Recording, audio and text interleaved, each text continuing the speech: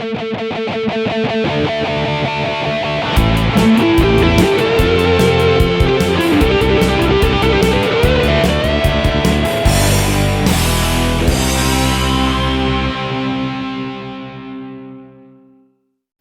welcome to a new episode of Geek Lunch Me. I'm your host Chris, as usual, and in this episode I am going to be doing a custom paint job on this beast here before me, the King of the Monsters, Godzilla himself. Don't forget, if you like the video, hit the thumbs up, helps us out a great deal, gets the video seen by more people, and if you're not already subscribed, why not smash that subscribe button. We would absolutely love to have you as a subscriber here at the channel, and welcome to all the new subscribers that we've picked up in the last few weeks. Quite a few of you have been subscribing, which is absolutely fantastic.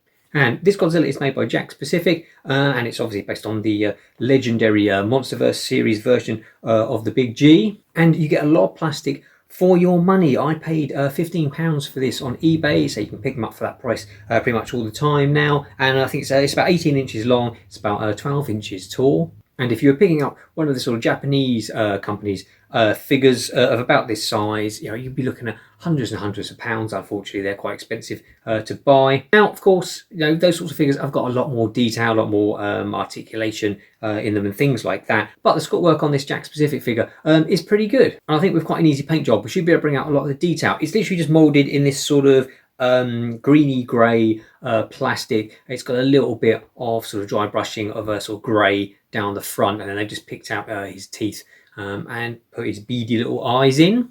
So I found these photos online of a sort of much more expensive, much more detailed Japanese figure. I think some dark washes and then some dry brushing of the sort of light brown tan colour is going to bring out all the detail really nicely, and then we'll just do some detailing in his mouth and his teeth. And then for his eyes, I think we'll see how he looks once everything else has been painted, and I'll see whether or not anything needs to be done with his eyes. Possibly I may leave them as they are, and I think just some paint on his claws, on his hands and feet as well, just to differentiate them from the rest of him. Now, obviously, as a man, I can't do two things at once, so instead of talking and painting at the same time, so it's time for the voiceover part of the video. So the first thing we need to do is get rid of these holes where they've used to screw the two halves of Godzilla together. Now you could use a model filler like this, but I tend to use this Humbrol one. It comes straight out of the tube, you can use it straight away. I tend to use that more for filling in small gaps on like minis and stuff. For bigger projects like this, this Milliput, the standard yellow grey one that I use, it basically comes in two bags. You've got like the hardener and the adhesive.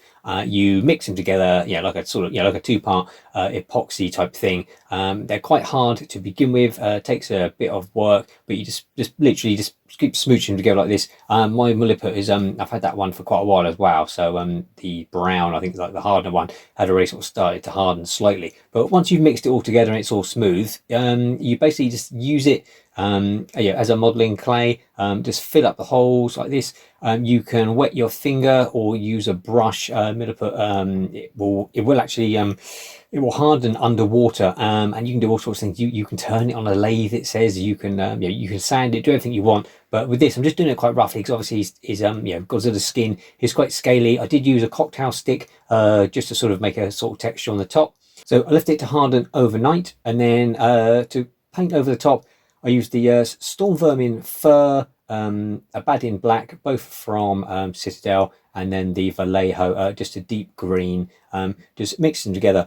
There's a very small amount just in the pot, and then just roughly just go over the top. It looks a bit dark there, but obviously when it dries a bit lighter. And it doesn't matter if it's not an exact match, because this is going to sort of be covered with more of the tan colour over the top. To put a wash over, I'm using Citadel's Nuln oil because I'm only using it in sort of very sparingly in a few places. If I was going to be putting a dark wash over the entire figure, I would probably just use just ordinary craft, cheapy craft black paint, because I was just putting on in very small selective places. The Nuln oil was absolutely fine. Looking at some photos of Godzilla, he's then got a light colour like a sand that's actually sort of encrusted into sort of all the crevices. So I mixed up, this is just some dark sand from Vallejo, and I mixed that with the Basilisk Brown from Army Painter, and then added a lot of water,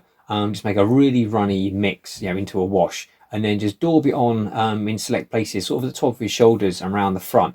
And then with a bit of paper towel, just blotted it off so it just stays into all the crevices, makes it look like he's got sort of, you know, dust and sand and things all you know, encrusted in him. So as you can see, that's what it looks like afterwards. And for dry brushing, you can either use these ones. This one's from Army Painter. They come in different sizes. This is the biggest one I've got. You know, it's got a big soft head that you can use for dry brushing, or this flat one from Citadel. It's the one I use mainly to do Godzilla because it's better for the big surfaces. So say, just mix up the colour. It's the original tan colour with a bit of Bugman's glow in. And for dry brushing, you want to load up your brush completely, and then what you're going to do is basically wipe off virtually all of the paint on the brush. You want it so it looks like there's virtually no paint left on there at all, so that when you then just run the brush over the raised surfaces of whatever it is you're painting, just a very small amount of paint will adhere and cause all the highlights. As you can see, you sort of go against the grain of whatever it is you're painting, and you're left, say, with just a small amount of paint, causing highlights all over the kit.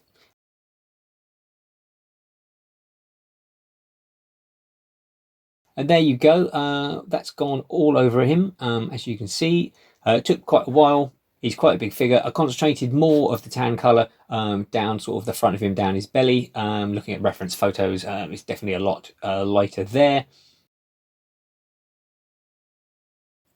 And then for his claws, this is the storm vermin fur again, and all I basically did straight from the pot, just applied a bit to the top of his claws, on his feet and on his hands as well, just for some highlights.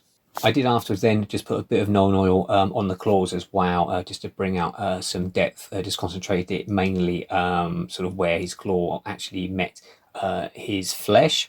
And then for his mouth, I added a bit of red to the tan mix, and just went all inside his mouth. It's quite tricky for me to try and paint and film it at the same time, but yeah, basically just went all inside, all over his mouth and his lips, and then gave that a Nuln Oil wash as well, and then just picked out the teeth, just using the dark sand colour afterwards. And as you can see, here he is finished in his prime. I didn't actually touch his eyes in the end. They're already painted and they're really small. I didn't think there was anything I could do that was going to add to them. It happens with a lot of toys that are cheaper. You know, they got a very basic paint job on them, and you can just put on some washes to bring out all the you know, all the shadows, and then dry brushing to bring out all the details on top. Yeah, sort of lots of cheap toys that you can do this with. But you'll agree he looks a lot better. Thanks for watching. Until next time, eat, geek, and be merry.